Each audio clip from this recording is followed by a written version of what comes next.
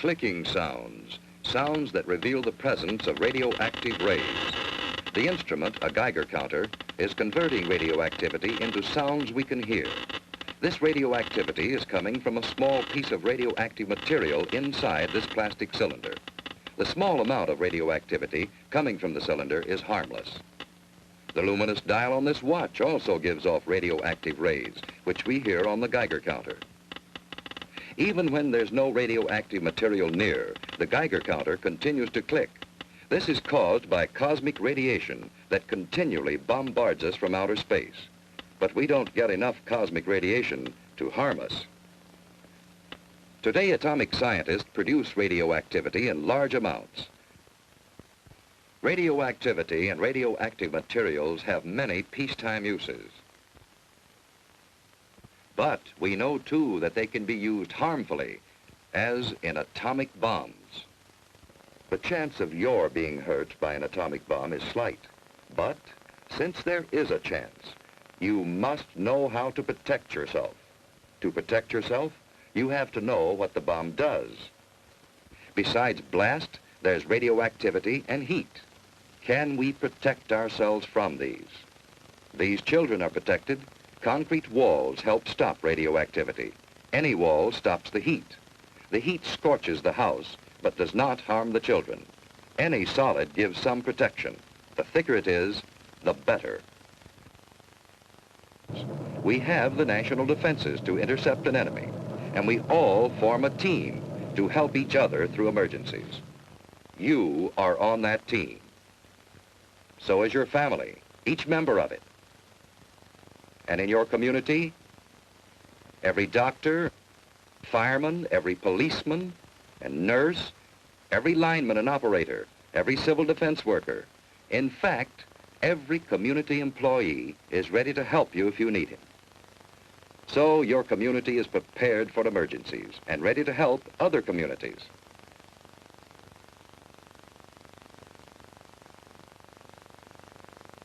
We have state and national headquarters for civil defense.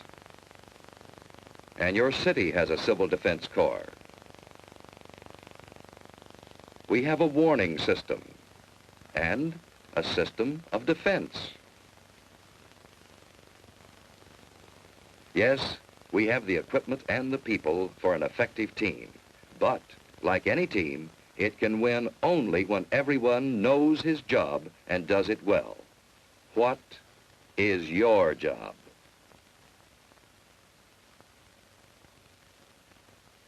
What if a warning siren sounds? What should you do? Look for cover, the nearest cover. Don't try to make it home unless home is the nearest place to go. Don't hesitate. Find cover.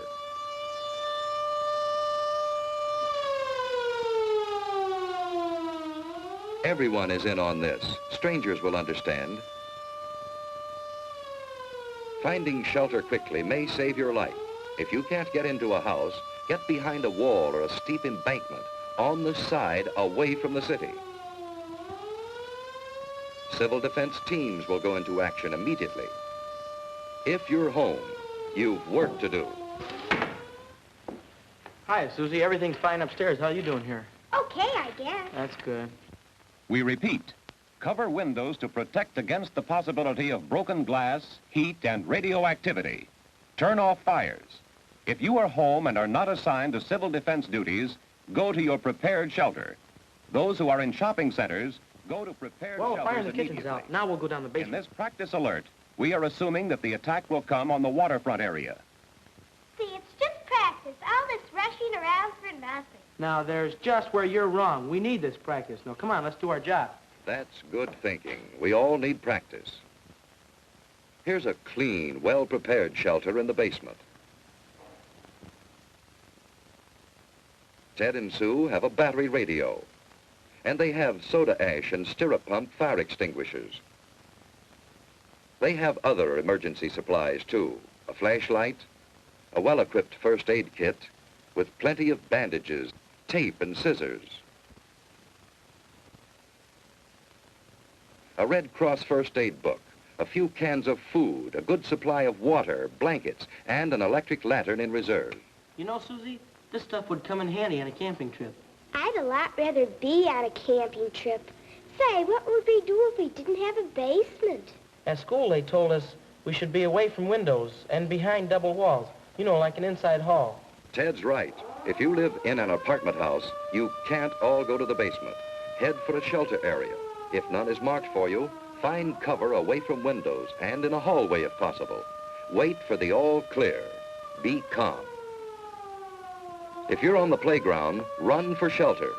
If you're in the schoolyard, get into the building. Move quickly, but in good order. Inside, go to the shelter area you've been assigned.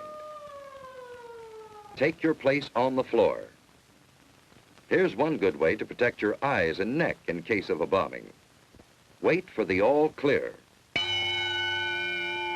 So far, you've been watching a practice drill. But what if there is a bombing that comes without warning? What is your job then? Find cover immediately. Don't look at the flash. Stretch out. In about 1 minute, the immediate danger is past.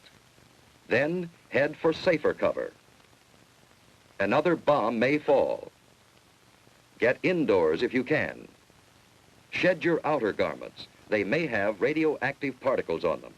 If you're home, take shelter and stay down for about 1 minute. By then, the danger from radioactivity, heat, and blast have passed. Protect your eyes and neck. Let's get things shut up. Sue found shelter under her bed.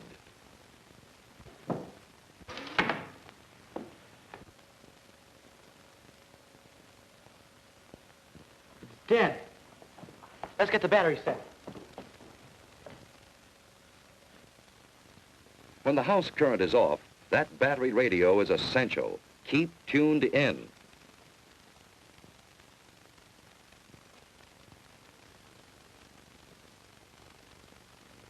The airburst of 3:01 p.m. was zeroed on Union Station. Heavy damage extends from about 14th Street north to as far south as the waterfront. You know, we're lucky. That That blast was miles Stay from there. undercover unless you have civil defense to... I've just been handed a bulletin. There's been an underwater burst at the waterfront. Water thrown up by the bomb is falling as mist and rain, and it is radioactive. Avoid this radioactive mist and What rain. does he mean which the by winds are blowing south from radioactive the river. mist? All According to what Dad residents give said, necessary the precautions. radioactivity gets Keep into the children mist and informed of rain. their instructions. And if the mist or rain gets on you, it's apt to make you very sick. What would you do about it? I'd scrub thoroughly with a detergent and water. What's a detergent? It's something like Mom uses when she washes dishes and clothes. Don't drink tap water. It may be contaminated. Ted and Sue are waiting for the all clear.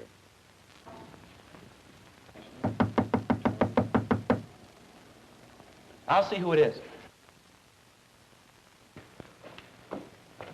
Hello, who's there? It's your block warden, Mr. Carlson. Come on in, Mr. Carlson. Hello, Ted. Hello. Ted, this is Mr. Franklin, our radiological monitor. He's here to check for any radioactivity. I saw your mother down the shopping center. She's fine. Well, there's no damage here. No, it's been very good here. Hello, Sue. Say, have you seen my dad lately? He's down at headquarters, and boy, he's really busy. Yeah? Well, there's no radioactivity here. Say, Mr. Franklin, is that a pen on your coat there? Oh, no, that's a dosimeter. A dosimeter? Well, what's a dosimeter? Well, it measures the amount of radioactivity that I've been exposed to. But this is the meter that I used to check with. Say, Mr. Carlson, is there anything I can do outside to help? No, Ted, everything is under control. You just stay here till the all-clear signal is given. You've done a good job. Thank you, Mr. Carlson. Bye, Sue. Bye. A good job. That's what everyone must do to be safe. Doing a good job means simply following the rules in an alert or an attack and waiting until all is clear again. In this early and troubled stage of the atomic age, our very lives may depend on always being alert.